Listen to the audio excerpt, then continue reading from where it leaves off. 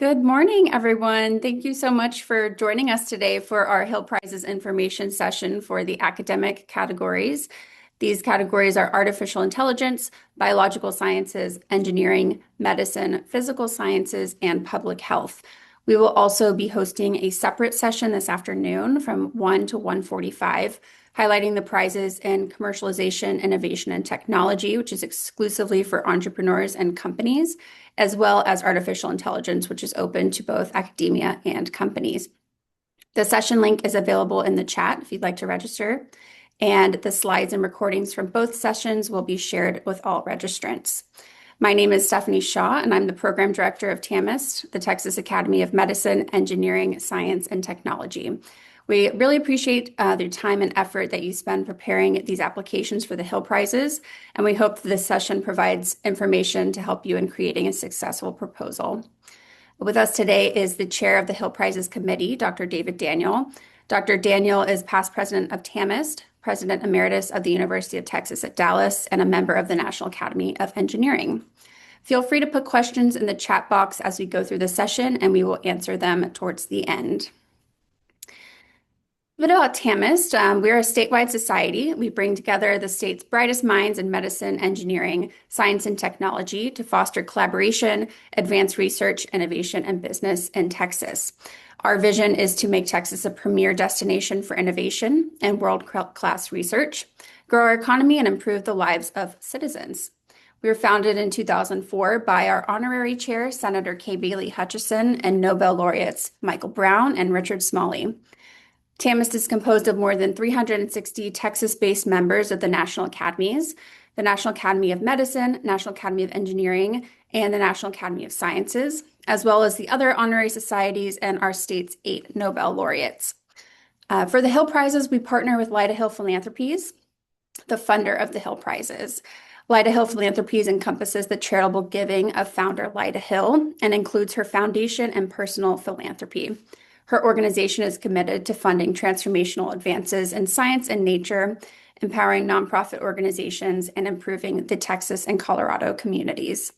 I will now pass it to Dr. Daniel to tell you more about the Hill Prizes.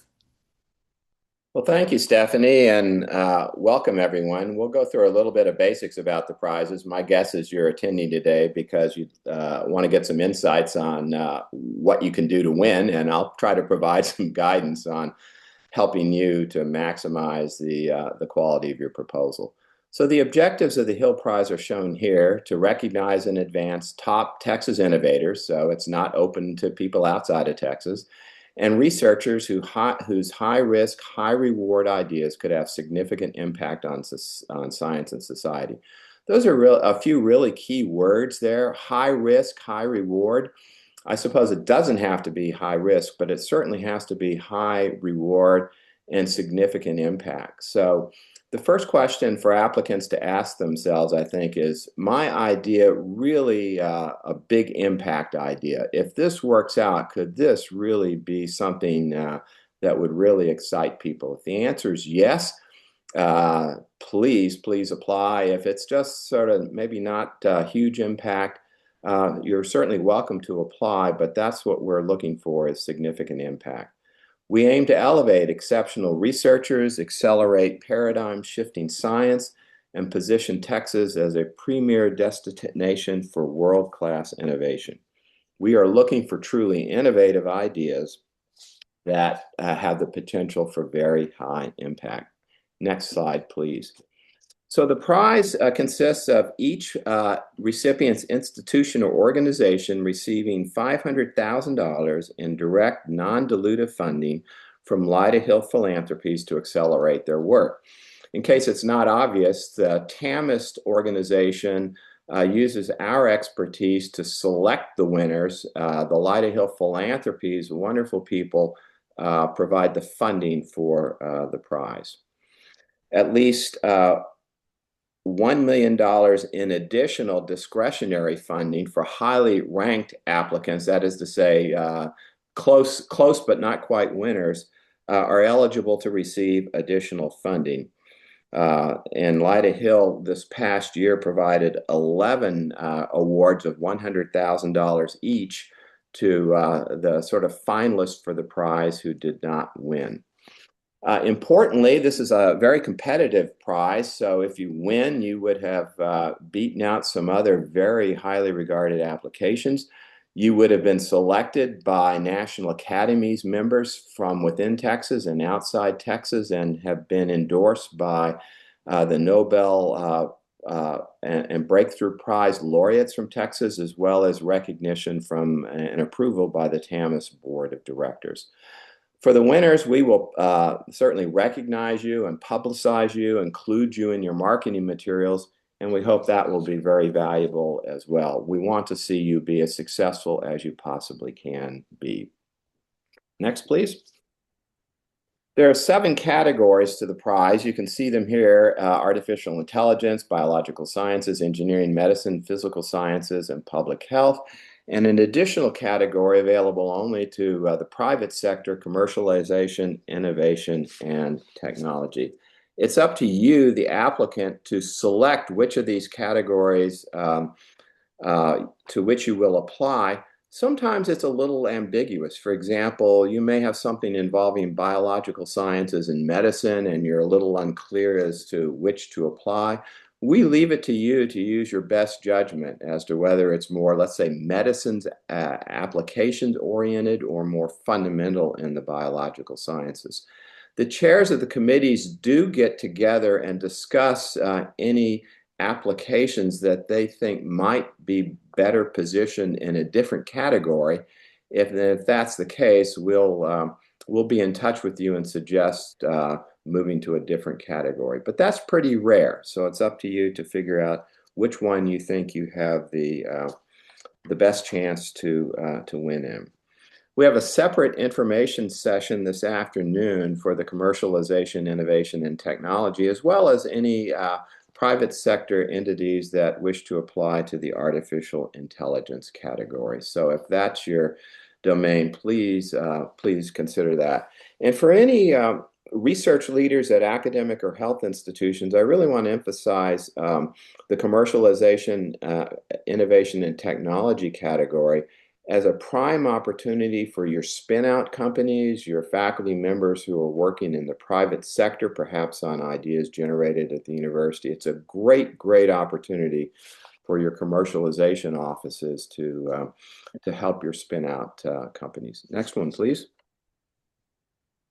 Who may apply? The principal investigator or the lead individual must be at least 15 or more years into their job, which means you need to have been in the full-time sector beginning in 2011 or earlier.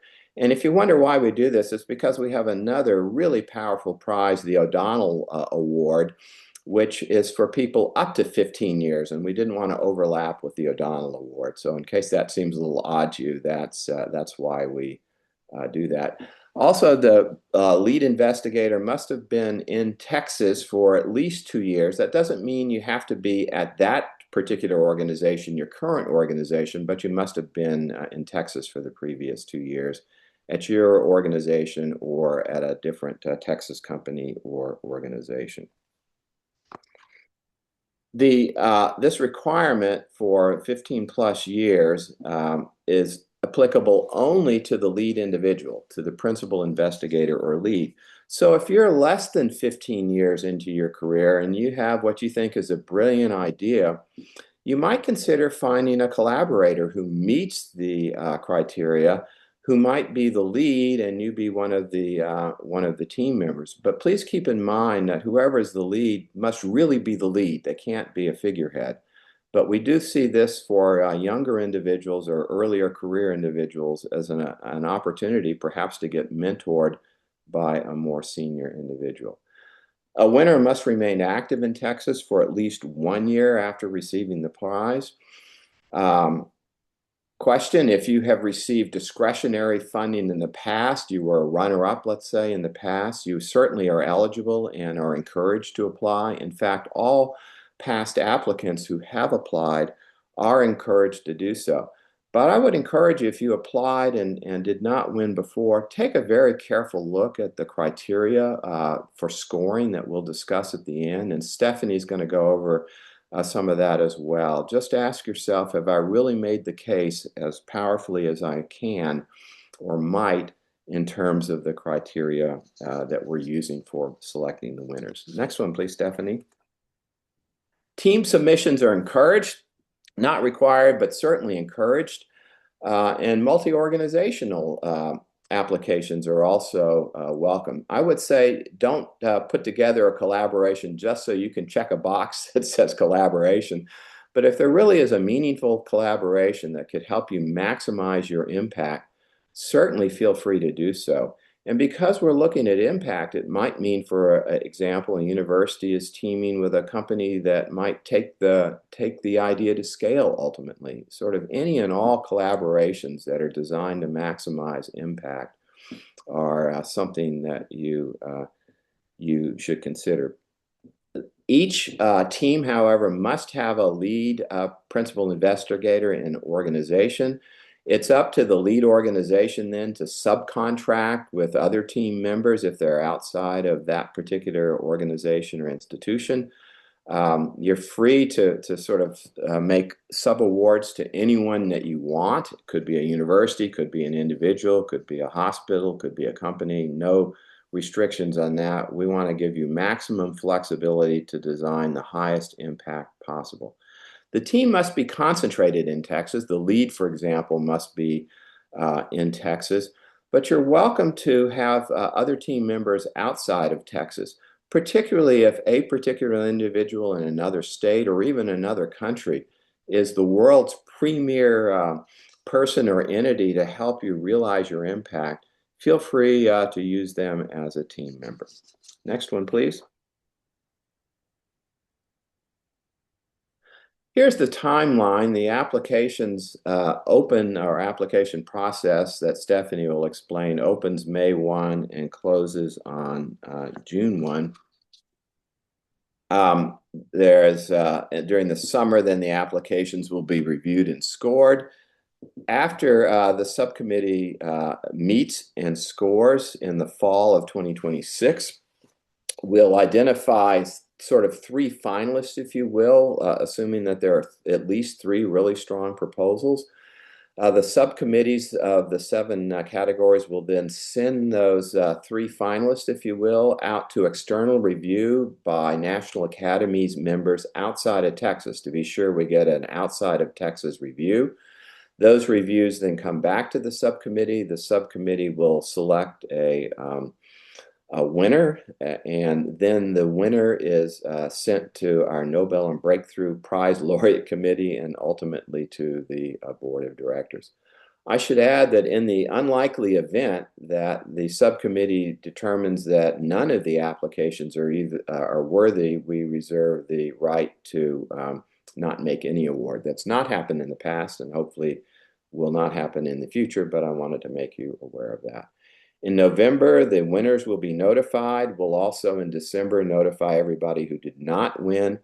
A public announcement will be made in January, and then on February 1, the recipients will be recognized at the annual conference. So for anyone who applies, please mark February 1 on your calendar as a hold. In case you do win, we expect that you will be there. And I want to mention one thing, it just occurred to me that I skipped. There is a single lead PI, one PI, but sometimes we found that the PIs really work really closely with a second individual. So if the applicant wishes, they may identify a single co-PI who will also be recognized along with the lead PI sort of as a joint effort. But we will not allow more than one co-PI, in other words, 2 people as the lead team. And that's explained more in the instructions. And if you have questions, please let us know. Next one, please, Stephanie. The Hill Prize Selection Committee really consists of the 7 subcommittees. You can see them listed here. In forming these committees, they're all National Academies members. They're all from Texas, and they all have significant expertise. If you see someone on the selection committee from your university or your health science center or your company, don't worry about that. Don't worry about conflicts of interest. That's our job to manage the conflicts. We've got a very detailed process for managing conflicts, and that's actually one reason why we try to make sure multiple entities are represented on the committee. Next one, please.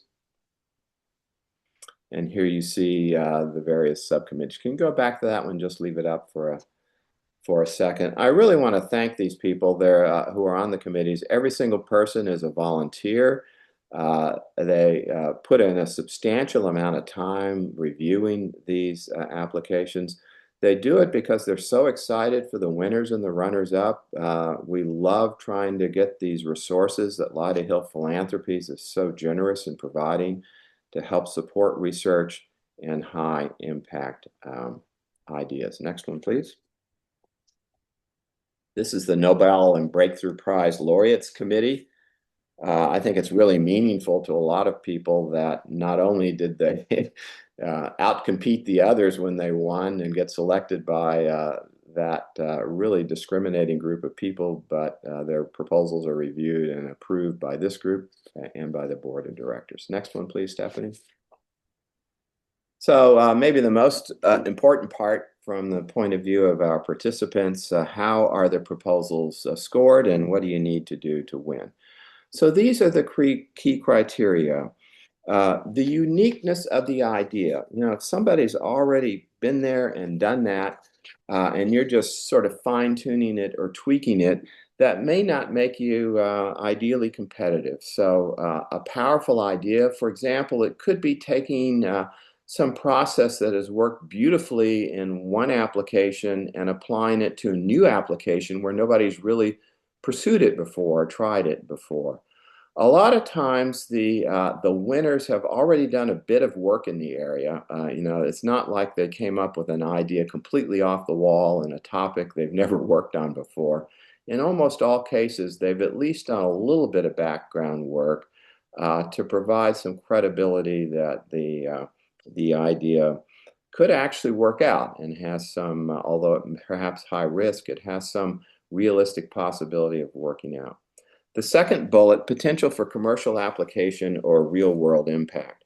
And that word impact is what we're really after. How do you take an idea? How do you bridge a gap, let's say, from basic research to real world impact? That's really what this prize is all about. So you don't necessarily have to have, let's say, a company identified that would take your idea and put it to scale. But it would really help you be competitive if you at least describe what your plan is and what your process is so that the reviewers go, aha, they've really thought through this and they have a pathway in mind so that if the research works out, this really has you know, a high probability of making it to the next step so that it would have an impact. The strengths of the research group leader and or team. This is rarely a problem for the applicants. Our applicants are almost all highly qualified, but we want to make sure if someone does apply who really is not experienced in this field, that would not score well. So I think aligning the strengths of the leader and the team to the uniqueness of the idea and the impact is really what we're looking for there. And in particular, if someone's been a basic researcher their whole career and never, you know, really taken anything to scale or commercialization, it would really be helpful to you to have someone on your team who has been there and done that so that the committee can see, aha, they've got the full pathway defined. The ability and availability of key personnel and infrastructure to execute the work and achieve success. Again, that is rarely a problem. So before I pass it on to Stephanie, let me offer two other pieces of advice. And Stephanie will go over this in a few minutes in some detail. We require in the application a 50-word summary statement. This is essentially your elevator speech. I would encourage you to work on this really carefully because it'll be the first thing that the review committee sees. And I would encourage you to show that 50-word statement to someone who's not an expert in your specific field, but is, you know, like our review committee members, very knowledgeable and successful, and ask them Does this convey a unique idea? Does this convey substantial impact should the idea be successful? The second thing the review committee will see beyond the title and the 50-word summary is a 250-word abstract. This is extremely important for you. And there are several key questions we ask you to address. Stephanie will go over those questions in a few minutes. But again, this is sort of the first clearinghouse that the review committee will see. And the more powerful your abstract, the more it aligns with these four ideas and makes the case for you. I think the better your chances that the review committee members are going to go, wow, this looks really interesting. Let me read carefully this entire proposal. So please do pay attention to those. And I would suggest, have someone else read it and critique it in the spirit of helping you to make it as strong as possible. And the last thing I would just say is we on the review committee are aligned with you in the sense that we'd like to see you make your proposal just as strong as you possibly can. So that's why we're providing these sort of advices and suggestions. And I can tell you the Light at Hill Philanthropy folks in the past has just loved these projects, loved what they read. They probably aren't going to read more than the 50-word summary and the abstract. And so getting this funding organization excited about this program and continuing funding is also, I think, another good reason to make these just as strong as you can. So with that, let me pass it to Stephanie to continue telling you about the process. Thank you, Dr. Daniel. So I'll now talk about the required materials for the application. We have an online submission form called Submittable that the applications will be submitted through. You need to create an account for this, so please make sure that you do so early on in case you run into any issues. If you ever do run into any technical issues, you can contact me or TAMIS as a whole, and we will be able to help you out with that. One thing about Submittable is it gives you ability to edit and upload your proposals after you've submitted them. So if you've uploaded it and you decide before the deadline that you need to make any changes, you're able to do so. You can go through and edit it. And if you are not selected as a recipient, you will receive your notification through that Submittable portal. So please be sure to check that. All applications should include the following items that I'll go through. They are in detail in the application guide. And one thing about the applications is that they should all be combined and submitted as one PDF document. So I'll go through the materials for the application. The first will be the cover page. The cover page will be, like Dr. Daniel said, this is the first thing that the committee looks at. We have a template in the application guide that should be used, and it should not go beyond one page. The first thing on the cover page will be your selected prize category. This is something new this year where we want the applicants to explain in a brief statement why your proposal fits within your selected category. So if you've applied in the past, please be sure to note that this is something new. We want that brief explanation for the category. The next will be the summary statement of the project and potential impact within 50 words. This is the elevator pitch for your proposal and is extremely important. The next on the cover page will be the abstract. This will be up to 250 words. And these questions that we'll want you to answer there's three questions. The first is, what problem are you trying to solve and how is it addressed today, if at all? And next is, what is novel about your approach? And finally, if successful, what will be the impact? So that word impact is really important in these applications. And then we do have an extra question if you're applying for the artificial intelligence category. And that is, what's your novel advancement in the development of technologies that support AI and/or AI capabilities to address an important challenge? So these questions are included in the application guide and will be really important to include in your abstract on the cover page.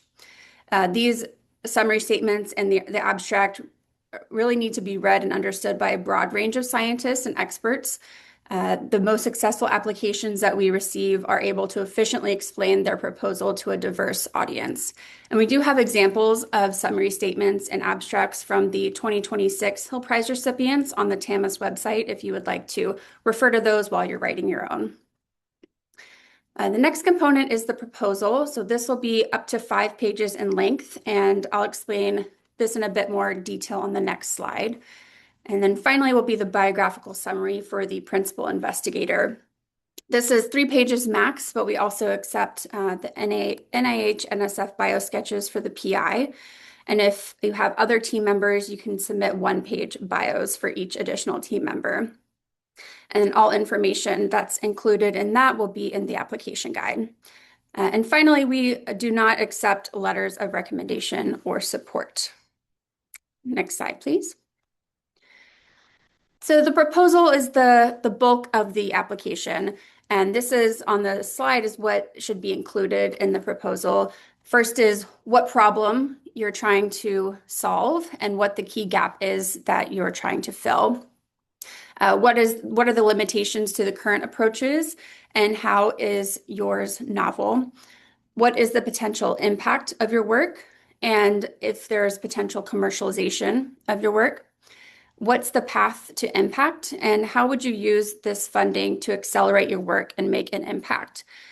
Specifically, what point does this funding make possible that would not happen otherwise? Next is if you need to submit a budget. So we do not require detailed budgets. However, you should list how the funding would be used and with approximate amounts for each category. So if you are using it for equipment, personnel, any other major expenses, please include that and what your approximate amounts are. And we also ask you to clearly disclose any existing or potential funding for your proposal or any other closely related idea, and explain how this funding would be different or used to bridge a gap for this idea that would be outside or addition to existing or potential funding. We do allow citations and key references as an additional element to the proposal, but they must be included last and submitted as part of the single PDF application that you submit.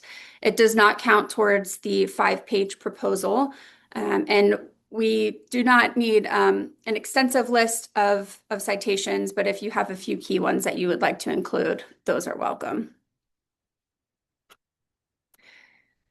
And for the funding requirements, so these must follow the spending policies of the recipient's organization.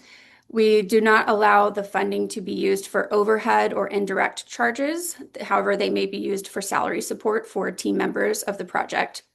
As Dr. Daniel mentioned earlier, the PI must be at a Texas organization and stay there for at least 1 year after receiving funding. And the PI must be able to attend the prize ceremony on February 1st, 2027 in Houston, Texas. If selected, the prize recipients will coordinate with Lyda Hill Philanthropies directly on the funding schedule, and they will be asked to provide a statement on the impact of the funding of their work annually until 1 year after the prize funds have been expended. They'll just include a brief explanation on how the funding was used. We also require approval from your institution or your organization to apply. This is self-reported by applicants on the submission form in the form of a checkbox. And the goal is to just make sure that institutions and organizations are aware and approve of the funding and requirements, because if you're selected, the funding goes directly to the recipient's organization, not to individuals.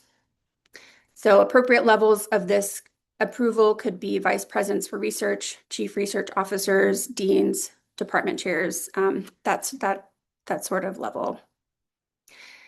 And I finally just want to mention that if you are doing if organizations are working to put applications forward, we really encourage you to submit your top 2 to 3 applications per category. As Dr. Daniel mentioned, we're really looking for the best ideas for these prizes, and we want to see the most competitive that are possible. So with that, I will open it up for a Q&A. You can use the Zoom Q&A box to write any questions or upvote questions that have been submitted by others. If you'd like to ask something verbally, you can raise your hand and we'll call on you. But we will start with the questions that are already in the chat. So I'll start with the first one. Can academic collaborate with private company for applications? Yes, we do encourage multi-organization and multi-organization collaborations. Just know that whoever is going to be the lead organization or company, that will determine which category you apply in. So if the lead will be a private company, you would apply in the commercialization, innovation, and technology category, or the artificial intelligence. And then if it's an academic or an institution that is the lead, then you would apply in one of the academic categories. David, do you have anything else to add to that? Yeah, I would just add from the review committee's point of view, they would be asking, does this company or team member add value to the project and add value to the likely outcome? So there are no restrictions on who you can subcontract with. Just make sure that the value of them as a team member is clear. Yeah. And by the way, you don't have to pre-identify all your team members. You're not restricted if you receive the award only to the people that you identified as team members. You may, again, subcontract with anyone you wish. Adding team members really is just to demonstrate to the committee that you've put together a powerful team that can deliver what you're proposing to deliver. Thank you. I have another question that I'll ask of you, David. If my research is an application of AI to an engineering problem, but not an advance in AI algorithms, should I apply for the engineering prize rather than AI? Super question. Yes, apply to the engineering prize. So that any sort of, and this is not unusual for these days for many of the proposals to include an AI component. But if you're not conducting innovation in the AI space itself and you're applying AI to a problem, do not apply to the AI award. Apply to one of the other categories. That was a great example in your question of something that should not go to the AI committee or to the AI prize committee. Thank you. Are NIH, NSF biosketches also limited to 3 pages? No, so you can submit your 5-page biosketch for that. Another question, I see that pre-approval is needed, but is there a limit on applications from an institution? There's not a hard limit, but we do encourage the most competitive, around 2 to 3 applications per category. Yeah, I would add to that. So we do not require that these go through the lead research person at an institution. Anyone may apply. We're not restricting it. But occasionally in the past, not often, some institutions have submitted a lot of proposals, some of which, frankly, were not very good. And I would just say that did not reflect well on the institution or the individuals. So that's really why we put that in. I think overwhelming the prize selection committee with not terribly competitive proposals is not in the institution's best interest. But we don't have a formal restriction. We just encourage some consideration of quality control, if you will, at the institutional level. There's a question on if the slides will be available. Yes, they'll be sent out and also uploaded to our website. Another question, can lead institutions, academic, collaborate with national labs as well? Yes. Absolutely, yes. Yeah, go back. Yes, that would be a great example for a lot of fields where the collaboration would make a lot of sense. We would just ask that the lead institution and the bulk of the team be in Texas. Next question, if you have had NIH funding for an impactful project idea, but continued NIH funding is now highly questionable, might an application to finish off a previously funded NIH project be of interest? So maybe it depends on what the impact would be. We are not providing the funding just to fill a gap because some other funding dried up, but we're here to fund high impact innovative ideas.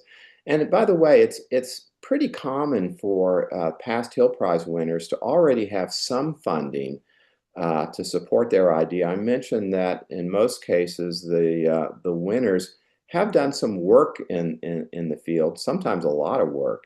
And that's one reason why we ask you to explain why the Hill funding would really make a difference and would be impactful. It's not a bad thing that you already have some funding. That's a good thing. It establishes your credibility. But the committee does ask the question, well, what difference would it make if the person won the Hill Prize or didn't win the Hill Prize? So you just need to explain that. So specifically with regard to your question, if you've had some funding and now it's stopped and you feel like you're just on the precipice of making a high impact, then go ahead and put it that way, right? And just make the case for why this could really make a difference. Thank you. Can there be funding support for international researchers who are part of the team? Are there any restrictions for subcontracting to foreign universities? No. Thank you. No, there are no restrictions. Correct. This PowerPoint, yes, it will be made available.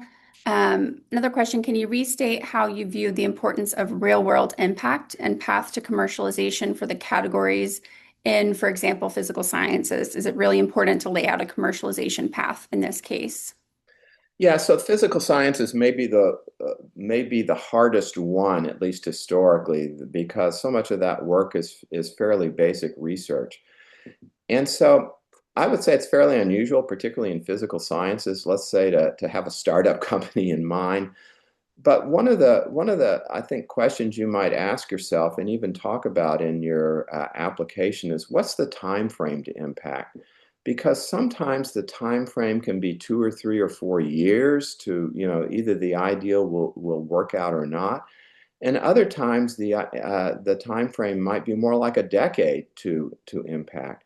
So I think the important thing is for the applicant to think about what that pathway might look like, what the time frame might be, and just convince the committee that you've got a realistic plan. Maybe again, you don't have to identify with any degree of certainty who the company might be or exactly how it might unfold. But this is not NSF. These are not NSF grants. They're not structured that way. They're not meant to be that way. But rather, they might be something where you've been doing some NSF-sponsored research and you have an idea of how you could really make that physical science advancement turn out to be something really meaningful in the world. Just describe what that pathway might look like and even talk a little bit about the time frame. So that's a pretty general response to your question, but I think that's appropriate because the physical sciences cover such a broad field and the ideas are so numerous that I don't think further specificity would be appropriate, but just to be clear, identify your vision for how this might eventually play out to have a world impact. Thank you. We got another question about, just to confirm, it's open call, but you strongly encourage organizations to limit submissions to 2 to 3 applications or proposals. Per category, yes, right, not total, but let's say 2 or 3 in physical sciences would be our encouragement, but that's the institution's choice. And it is open call, but we also sometimes see organizations do a more coordinated effort for these applications. So that's where that comes into play. If the company's outside Texas, what are the potential restrictions? Example, they should not take too much of the funding. Yeah, that's a good way to look at it. I don't think an application from a Texas organization where 20% of the money is going to be spent in Texas and 80% is going to be spent out of Texas is going to be viewed favorably. And this gets back to the budget explanation. I guess I would say for me, I would expect more than half, maybe significantly more than half the money to be spent inside Texas, because this is a Texas-focused program. But certainly including an outside of Texas company, as an important player for a fraction of the budget is not only not a problem, it could be a real asset to the idea and help convince us that this is a great idea and a great plan for a path forward. Next question. My project idea involves engineering innovation applied to a medical problem. Should I apply to engineering or medicine? That's another great example.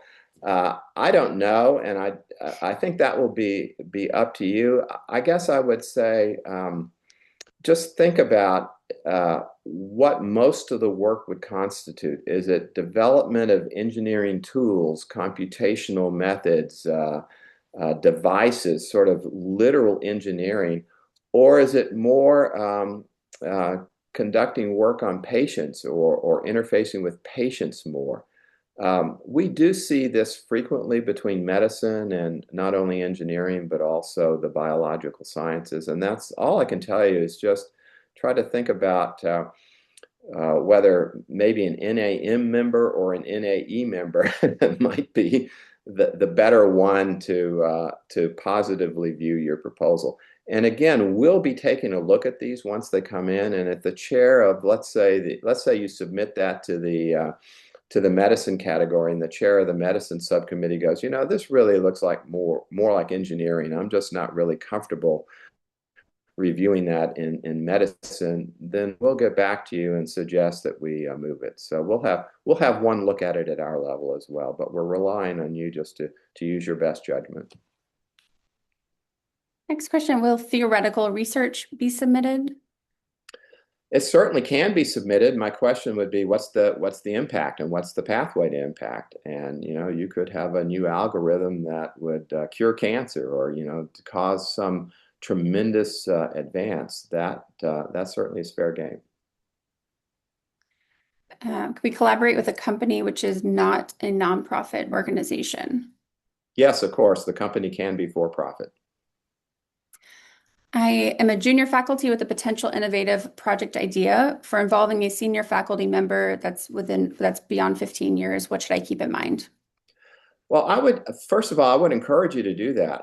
I would just keep in mind that the PI really has to be the PI, and I would view this as a great mentoring opportunity.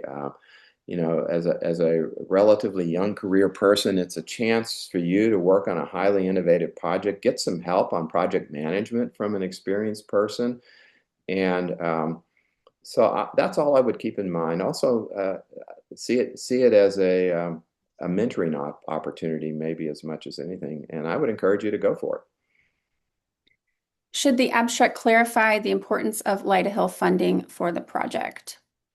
I would only say if you already have substantial funding, you might include a sentence about how important the Lyda Hill funding is in having a real world impact vis-a-vis the current funding you already have. The committee members will ask the question, well, would it really matter if they got this funding or not? And a lot of times, yes, it really does matter. The funding they have just will not get from point A to point B. So make that case, but very briefly in the abstract, if that's the situation. Great. And then our last question, I noted that there's not a category for education.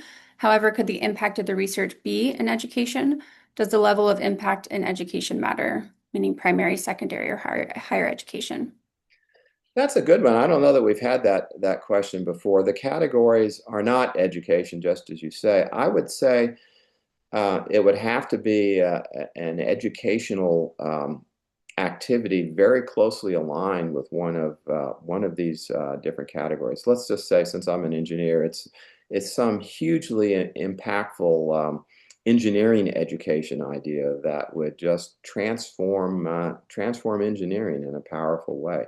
We've not seen those types of applications before, but I would certainly really welcome a powerful proposal along those lines.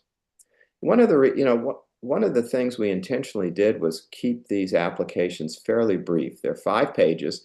In some ways, that's worse, right? It takes more time to write a short proposal than a long proposal.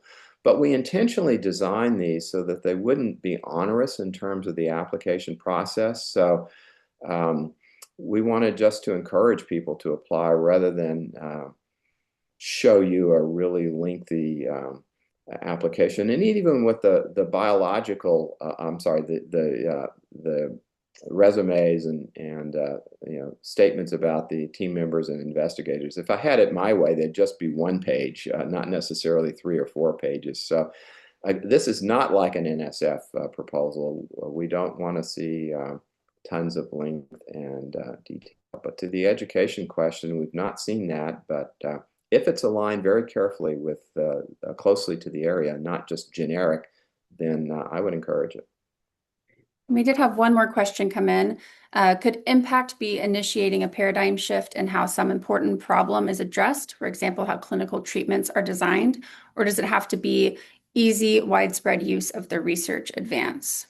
No, it does not have to be easy and widespread, but I would say to the question in the example, if it's a paradigm shift, make the case for why the new paradigm is a lot more powerful and impactful than the old paradigm. I think that would be very well received by the review committee, because it sounds to me like that could potentially be very high impact if it's a paradigm shift. Excellent. That could, let's say, improve healthcare. Okay, those are the questions. I just want to clarify one point from earlier regarding the co-recipients. We do allow up to 2 co-recipients. So it would Oh, be I'm sorry. no. One PI and 2 co-recipients. Thank you. Yes. Okay, if there's no other questions, we will move on with the next slide. We just want to thank our 2026 annual conference presenting sponsors, Briar Capital and Light of Hill Philanthropies, for their support of TAMIST. And we would also like to invite you all to join us for our 2027 TAMIST annual conference in February. The theme will be Frontiers of Discovery. It'll take place February 1st through 3rd, 2027 in Houston, Texas. And like we mentioned, on February 1st will be when we recognize the 2027 Hill Prize recipients. So thank you all for attending today. Thank you, Dr. Daniel, for leading the session. We hope you found the information helpful. Video and slides from today's session will be posted on the website and included in a follow-up email. And the application guide and a frequently asked questions guide are accessible on the TAMIST website as well. Thank you again for attending. And if you have any questions, please feel free to reach out. Thank you.